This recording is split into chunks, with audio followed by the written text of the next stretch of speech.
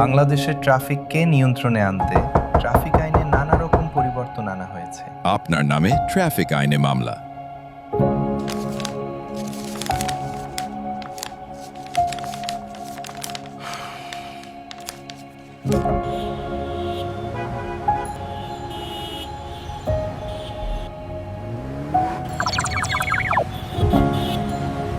ঢাকার রাস্তায় এখন থেকে চালু হয়েছে স্বয়ংক্রিয় ট্রাফিক নজরদারি। গত ৭ মে থেকে ঢাকা মহানগর পুলিশের ট্রাফিক বিভাগ শুরু করেছে সম্পূর্ণ নতুন এক ব্যবস্থা। কৃত্রিম বুদ্ধিমত্তা বা এআই প্রযুক্তি সম্পন্ন সিসি ক্যামেরায় ট্রাফিক আইন লঙ্ঘন ধরা পড়লেই অটোমেটিক মামলা।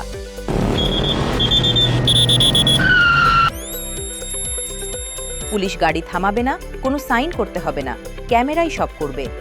রাজধানীর শাহবাগ, ইন্টারকন্টিনেন্টাল মোড়, বাংলা মোটর, কাউরান বাজার, বিজয় সরণি, জাহাঙ্গীর গেট সহ মোট ২৫টি গুরুত্বপূর্ণ মোড়ে বসানো হয়েছে এই এআই নির্ভর সিসিটিভি ক্যামেরা। লাল বাতি অমান্য, উল্টো পথে চলা, যেখানে সেখানে যাত্রী ওঠা নামা, অবৈধ পার্কিং এবং লেফট লেন ব্লক করলেই এসব ক্যামেরা ধরবে। মামলা হলে আপনার মোবাইলে আসবে এসএমএস, আর বাড়ির ঠিকানায় পাঠানো হবে রেজিস্ট্রি ডাকে নোটিশ। নোটিশ পাওয়ার পর ১০ থেকে ১৫ দিনের মধ্যে ব্যাংক বা মোবাইল ব্যাংকিংয়ে জরিমানা দিতে হবে। ঠিকানা বদলে গেলে তাহলে স্থায়ী ঠিকানায় যাবে নোটিশ। সেখানেও না পেলে বিআরটিএতে দেওয়া মোবাইল নম্বর ও জাতীয় পরিচয়পত্রের তথ্য ব্যবহার করে আইনি ব্যবস্থা নেওয়া হবে। আর নোটিশ পেয়েও যদি হাজির না হন তাহলে অপেক্ষা করছে সমন, এমনকি গ্রেফতারি পরোয়ানা। আগে কাগজের স্লিপে মামলা হতো, যেখানে কাটাকাটি ও অস্পষ্ট লেখার কারণে প্রক্রিয়া ভেঙে পড়ত। এরপর পিওএস মেশিন চালু হলো, কিন্তু গাড়ি থামাতে গিয়ে তৈরি হতো বাড়তি যানজট। এই দুই সমস্যার সমাধান হিসেবেই এলো এআই ক্যামেরা।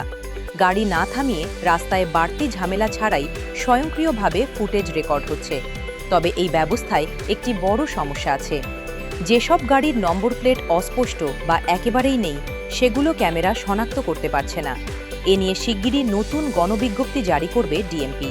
তাহলে এখন থেকে ঢাকার রাস্তায় সিগন্যাল ভাঙার আগে একবার ভাবুন, ক্যামেরা কিন্তু সব দেখছে এবং চিঠি আসতে বেশি সময় লাগবে না।